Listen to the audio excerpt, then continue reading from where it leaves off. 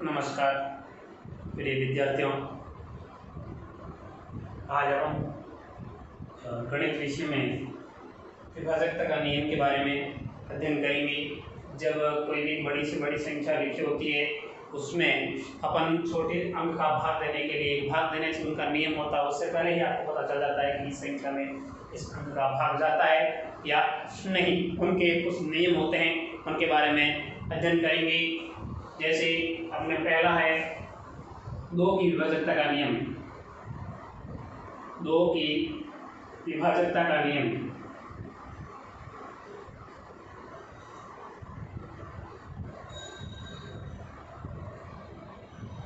दो का विभाजकता का नियम, जब संख्या कोई लिखी होती है तो उनका 2 का भाग जाने के लिए उस संख्या में कौन सा नियम लागू होगा, उनके लिए क्या नियम होना चाहिए। तो जब कोई कितनी भी बड़ी संख्या लिखी होती है तो उसका इकाई अंक 0, 2, 4, 6, 8 होना चाहिए। और ये भी कह सकते हैं अगर संख्या सम होगी तो उसमें 2 का भाग जाएगा। और इकाई अंक का कह सकते हैं इकाई अंक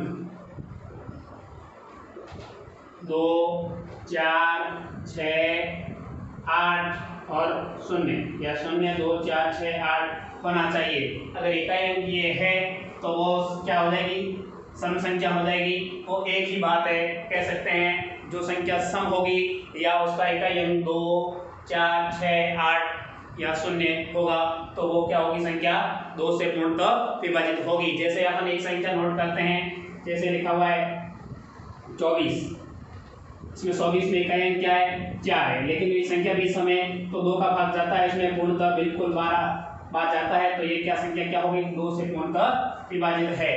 2 का नियम समझ में आया।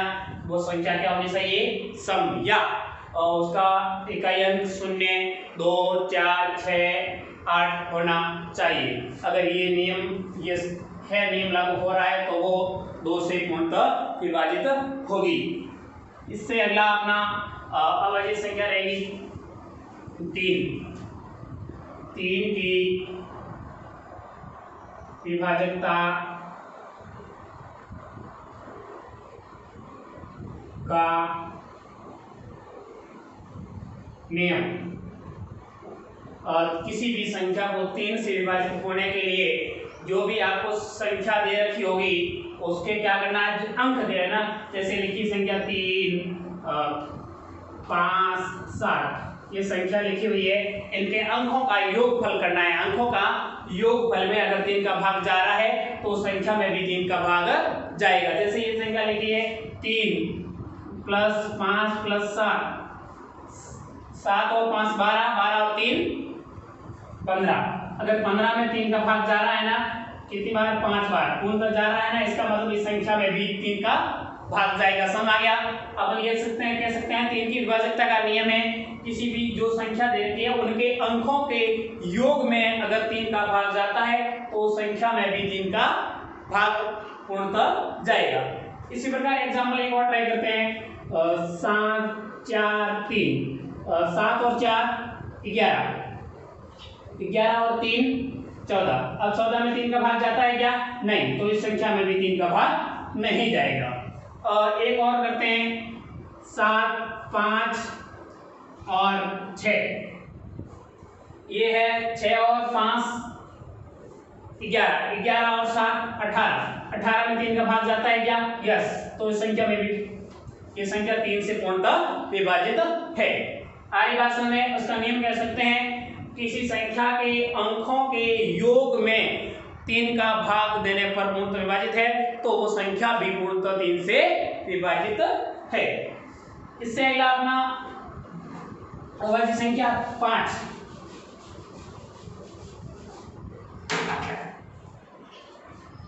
5 की या 5 की विभाजकता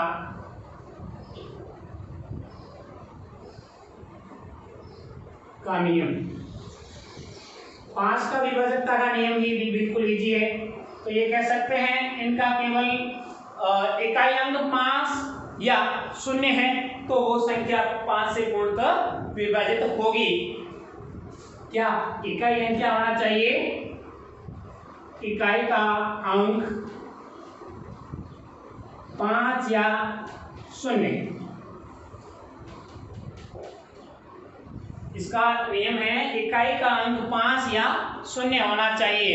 अगर इस संख्या लिख दी, जैसे आप लिखते हैं 5 7 6 5, तो इसका इकाई अंक क्या है 5, तो ये क्या होगा 5 से पूर्णतः विभाजित होगा।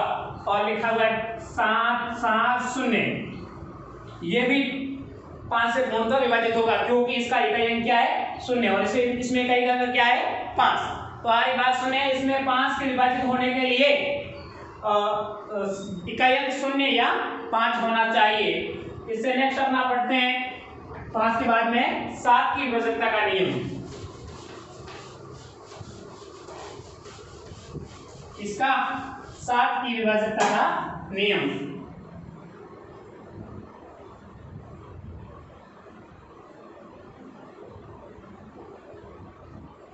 सात की विभाजकता का नियम। 7 की विभाजकता का नियम क्या होता है?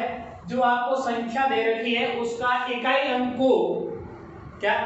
को दुगुना करके शेष संख्या में से घटाने पर जो आपको आंसर आएगा वो अगर 7 से विभाजित है तो वो संख्या भी पूर्णतः विभाजित होगी। जैसे मैं आपको समझा दूं, जैसे लिखा हुआ है 63 और ये 63 737, ये संख्या लिखी हुई है 737, इसका इकाई का अंक क्या है 7। अब 7 को क्या करना है दुगुना, कितने हो जाएंगे 14, पीछे संख्या क्या बची 7 को हटा के 63। अब 63 में से 14 घटाइए, 3 में से 4 जाते नहीं तो हो जाएंगे 13, और 13 में से 4 घटाइए तो 6 और 3 9, और इधर हो जाएंगे 5, 5 में से एक के पीछे बचे 6 69। क्या 69 में 7 का भाग जाता है? क्या 69 में 7 का भाग जाता है? नहीं। तो इसी में संख्या में भी 7 का भाग नहीं जाएगा। आगे बात सुने, जैसे आप नोट कीजिए और एग्जांपल्स 5 और 4 2, 5 4 2, तो इसमें इकाई का अंक क्या है 2, 2 का दुगुना किए कितने हो जाएंगे 4, और फिर पीछे क्या है संख्या 54, ठीक है। तो इसमें 54 में से 4 घटा दीजिए, पीछे बचेंगे 50। क्या 50 में भाग जाता है 7 का? नहीं, तो इस संख्या में भाग नहीं जाएगा। एक अपन अगली ट्राई करते हैं 532, इसका इकाई का अंक क्या है 2, 2 का दुगुना कितना हो जाएगा 2 × 2 कितना हो जाएंगे 4, और इधर विशेष संख्या 53 में से 4 घटे पीछे बचे 49 में क्या 7 का भाग जाता है? यस जाता है। तो इस 532 में भी 7 का भाग उल्ट जाएगा। आगे बात हमें क्या करना है, जो संख्या दे रखी है उसके इकाई अंक को दुगुना करना है और शेष संख्या में से घटाना है, ठीक है। अगर वो आंसर आएगा, उस आंसर में अगर 7 का पूर्णतः भाग जाता है उस संख्या में भी पूर्णतः भाग जाएगा या पूर्ण विभाजित होगी। सारी बात सुने, और इससे आगे जस्ट अपन या पढ़ेंगे किसका नियम 11 की विभाजकता का नियम।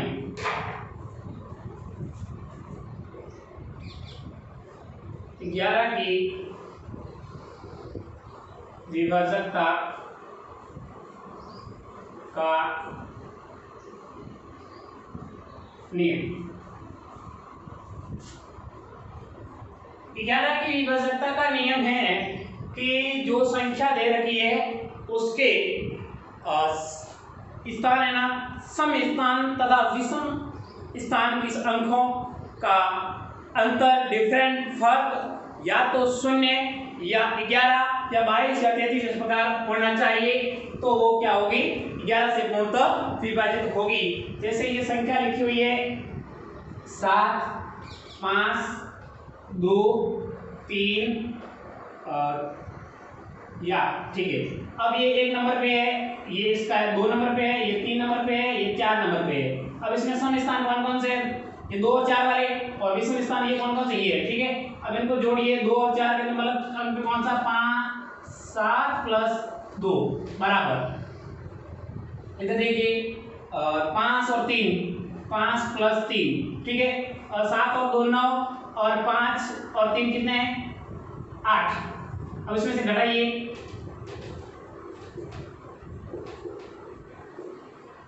कितना बचेगा पीछे, 9 में से 8 के पीछे बचा 1, तो ये संख्या भी क्या है 11 से विभाजित नहीं है। अगर विभाजित होने के लिए, पूर्ण विभाजित होने के लिए क्या होना चाहिए, उसका डिफरेंट क्या होना चाहिए 0, ठीक है। एक अपन और ट्राई करते हैं, कोई अंक ले लेते हैं फिर और ट्राई करते हैं, ठीक है। जैसे 6 5 2 3, इसमें 1 नंबर पे ये, 2 नंबर पे ये, 3 और ये 4 नंबर पे, ठीक है।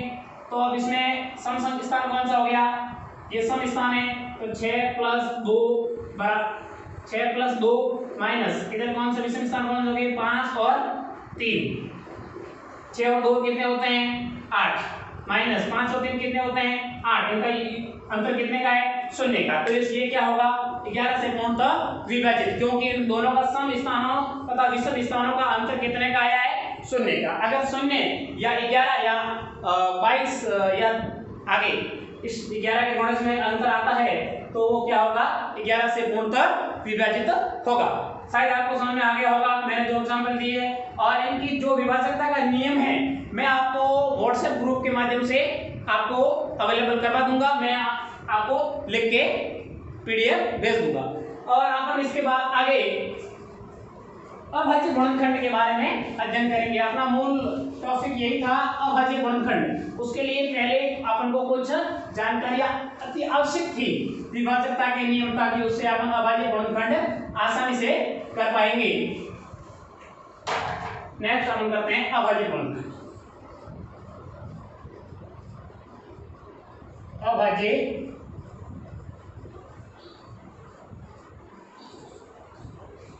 गुणनखंड,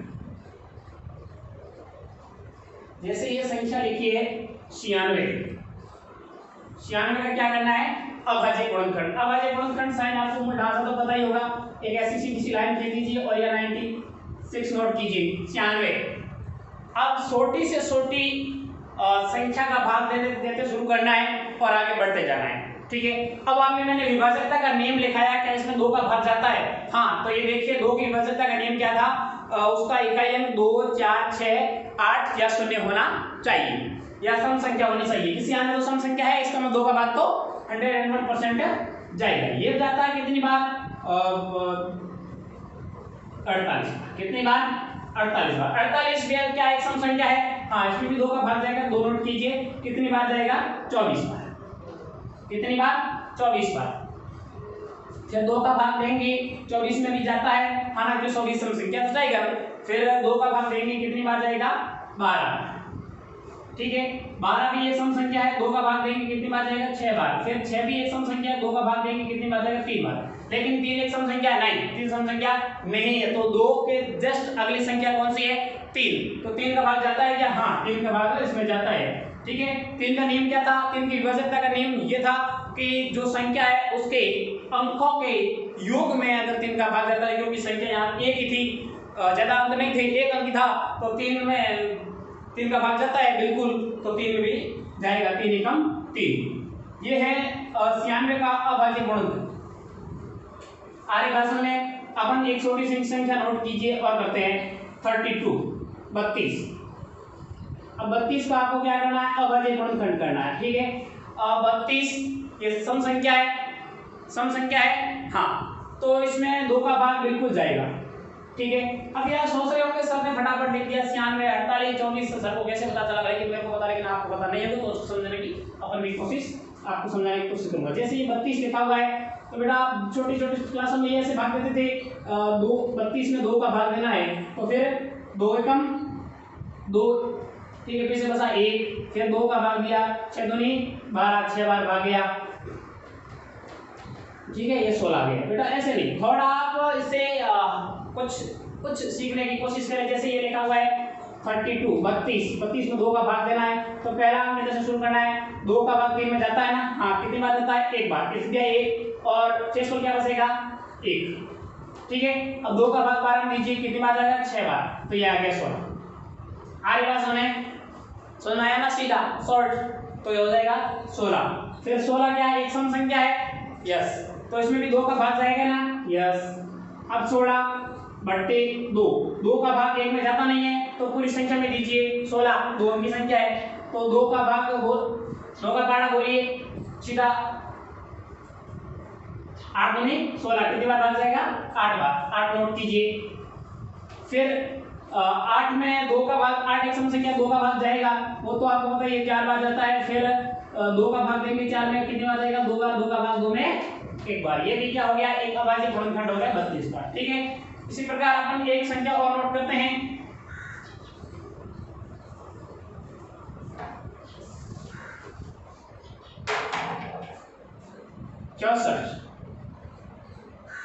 चौसठ का अभाज्य गुणनखंड, ठीक है। अब 64 क्या है, एक सम संख्या है, तो 2 का भाग जाता है ना, 2 का भाग दीजिए, कितनी बार जाता है उसके लिए आप सीधा डायरेक्ट भाग देना है, ऐसे भाग नहीं देना, ठीक है। 6 और 4 लिखा हुआ है, 2 का भाग देना है ना, तो 2 का भाग 6 में जाता है ना, बिल्कुल जाता है। तो 2 एकम 2, 2 दूनी 4, 2 तीन 6, कितनी बार गया 3 बार। शेष पर कुछ नहीं बचा, कुछ नहीं बचा, सीधे होता है 4, माना कि होता है 4, तो 2 का भाग कितनी बार देंगे, 2 एकम 2, 2 दूनी 4, कितनी बार गया 32 बार। समझ आ गया आपको, यहाँ लिखेंगे 32, ठीक है। अब 32 की क्या है, एक सम संख्या है, तो 32 में 2 का भाग जाता है, रिजल्ट जाता है, कितनी बार जाता है 32 बट्टे 2, 2 का भाग 3 में जाता है ना, यस, कितनी बार 1 बार। शेष पर क्या बचा 1, यहाँ बता दीजिए। 12 में 2 का भाग जाता है, हाँ 6 दूनी 12, कितनी बार 6 बार, कितने आ गए 16, ठीक है। 16 में 2 का भाग जाता है ना, यस, कितनी बार 16 बट्टे 2, 1 में 2 का भाग नहीं जाता है ना, नहीं, तो पूरी संख्या में दीजिए 8 दूनी 16, कितनी बार गया 8 बार, ठीक है। और 8 में 2 का भाग जाता है कितनी बार 4, फिर 4 एक सम संख्या है ना, तो 4 में भी 2 का भाग जाएगा, फिर 2 बार, 2 का भाग 2 में 1 बार। ये क्या हो गया 64 का एक अभाज्य गुणनखंड। शायद आपको मेरे हिसाब से अभाज्य गुणनखंड करना समझ में आ गया होगा, और इससे भी आगे अपन और उदाहरण है उनको नोट करेंगे, थोड़ी बड़ी संख्या ले लेते हैं, उससे करने की कोशिश करेंगे सैकड़ों तक की संख्याओं का। जैसे ये संख्या लिखिए 148, 148, इसका अभाज्य गुणनखंड करेंगे 148 का, ठीक है। अब इसमें संख्या तो सम है, इकाई अंक देखा आपको 8 संख्या सम है, इसमें 2 से विभाजित तो होगी, ठीक है। अब 148 में 2 का भाग कितनी बार जाएगा, उसके लिए आपको इधर 2 का भाग दीजिए, 1 में जाता नहीं है तो सीधा 14 में देंगे, तो कितनी बार जाएगा 7 दूनी 14, कितनी बार जाएगा 7 बार। और शेष पर क्या था 14 है, तो शेष पर कुछ नहीं बचा, सिर्फ 8, तो 2 का भाग 8 में कितनी बार जाएगा, 2 एकम 2, 2 दूनी 4, 2 3 6, 2 चौके 8, कितनी बार गया 4 बार। इसका मतलब कि 2 का भाग 148 में कितनी बार गया 74 बार, कितनी बार 74 बार। 74 भी क्या एक सम संख्या है, तो 74 में भी 2 का भाग दीजिए, 74 बटे 2। अब 2 का भाग 7 में जाता है ना, 2 एकम 2, 2 दूनी 4, 2 3 6, कितनी बार गया 3 बार। इस शेष पर क्या बचा 1, कितने हो जाएंगे 14, 7 दूनी 14, कितनी बार गया 37 बार, ठीक है। अब इससे बाद में अपन भाग देंगे, 37 क्या सम संख्या है नहीं, तो 2 का भी भाग नहीं जाएगा। फिर अपन देखेंगे 3 का विभाज्यता का नियम क्या है, एक संख्या के अंकों के योग में अगर 3 का भाग जाता है तो उस संख्या में भी जाएगा। 7 और 3 10, 10 में भाग नहीं जाता, 3 का नहीं जाएगा। फिर उससे बाद में अपन आते हैं 5 का भी भाग नहीं जाता है। फिर आपने 7 का पढ़ा, 7 का क्या पढ़ा, इकाई अंक को दोगुना कीजिए, इकाई अंक 7 दूनी कितने हो जाएंगे 4 दूनी 14, और ये पीछे बचे 3, या बड़ी संख्या जो उसमें से घटाना है, समझे में से 3 घटाए पीछे कितने बचे 14 में से 3 घटाए 11, नहीं उसी में नहीं जाता है। तो मैंने पिछली क्लास में पढ़ाया था भाज्य और अभाज्य, भाज्य और अभाज्य संख्या है, तो क्या 37 अभाज्य संख्या है इनके गुणनखंड कौन कौन से हैं? तो 36 क्या है? अभाज्य संख्या, तो इसके अभाज्य संख्या में एक वस्तु का ही भाग जाता है। तो सीधा आपको किसका देना भाग पड़ेगा? 37 का, और एक बार जाएगा। आगे की बात समझ में आई ना? अभाज्य संख्या आती है तो अभाज्य संख्या में केवल एक और स्वयं के अलावा किसी संख्या का भाग नहीं जाता है। इसी प्रकार अपन कुछ एग्जांपल्स और नोट करेंगे, उसे समझने की कोशिश करेंगे। जैसे है 448, ठीक है, इसका अभाज्य गुणनखंड करना है इस प्रकार। देखिए 448, तो इसमें भी ये संख्या सम है, इसका मतलब 2 से पूर्णतः विभाजित है। अब 2 का भाग दे देंगे अपन। अब कितनी बार जाता है उसको संख्या को नोट करेंगे। 4 4 8/2। 2 का भाग 4 में जाता है ना, कितनी बार? 2 बार। फिर इसमें कुछ नहीं बचा, होता है 4 में 2 का भाग जाता है कितनी बार? 2 बार। फिर 6 में कुछ नहीं बचा, 8, 2 का भाग 8 में देंगे कितनी बार जाएगा? 4 बार। मतलब कितनी बार आ गया? 224 बार। कितनी बार? 224 बार, ठीक है। अब ये भी क्या है? सम संख्या है, तो 2 का भाग जाएगा ना, तो 2 का भाग नोट दीजिए। 224/2, 2 एकम 2, 2 एकम 2, 2 दूनी 4, कितने बार गया? 112 बार। अब 112 भी क्या है? एक सम संख्या है, जिसका मतलब 2 का भाग जाएगा, ठीक है। अब आप 2 का भाग देंगे, एक में 2 का भाग जाता नहीं तो 11, 11 में 2 का भाग जाता है ना, कितनी बार? 5 दूनी 10, 20 से क्या बचेगा? 1। क्या बचेगा? 1। 2 का भाग 12 में, 2 एकम 2, 2 दूनी 4, 2 3 6, 200 के 8, 2 पंद्रह 200 के 12, कितनी बार लिया? 56, 56 बार। ये भी सम क्या है? एक सम संख्या है, इसका मतलब 2 का भाग इसमें जाएगा। 56/2, 2 एकम 2, 2 दूनी 4, 2 दूनी 4। अब भाग कितनी बार गया? 2 बार। पीछे क्या बचा इस पर? 1, और 8 दूनी 16, कितनी बार गया भाग? 28 बार। 28 भी क्या है? सम संख्या है। क्या है? सम संख्या। इसका मतलब 2 का भी भाग जाएगा इसमें, और 28 में अपन 2 का भाग देंगे। 2 एकम 2 से कुछ नहीं बचा, ठीक है। फिर अगर भाग बताएंगे 8 में 2 का भाग देंगे, कितनी बार जाएगा? 2 एकम 2, 2 दूनी 4, 2 3 6, 2 चौके 8, कितनी बार गया? 14 बार, ठीक है। अब 14 भी क्या है? एक सम संख्या है। तो इस सम संख्या में हम 2 का भाग देंगे, 7 दूनी 14, कितनी बार गया? 7 बार। लेकिन एक 7 क्या है? एक अभाज्य संख्या है, इसका मतलब अभाज्य संख्या में एक वो स्वयं के अलावा किसी संख्या का भाग नहीं जाता है। इसका मतलब हम सीधा किसका दे देंगे? 7 का। किसका? 7 एकम 7। मैंने आपको 5-6 एग्जांपल्स दिए हैं, उससे मेरे हिसाब से आपको अभाज्य गुणनखंड करना समझ में आ गया होगा, और 100% आपको समझ में आ गया। अब मैंने जो आपको पढ़ाया विभाजकता के नियम, वो आपको मैंने समझा दिया, और उसको लिखने के लिए आपको मैं व्हाट्सएप ग्रुप के माध्यम से PDF अवेलेबल करवा दूंगा। और अभाज्य गुणनखंड इनसे संबंधित क्वेश्चन आपको मिल जाएंगे अभ्यास प्रश्न पत्र में, जिसको आप अभ्यास पुस्तिका में नोट करेंगे, और आसानी पूर्वक जो समझ में आया उसे आप समझ कर करने की कोशिश करना, और आपके लिए आसान होगा।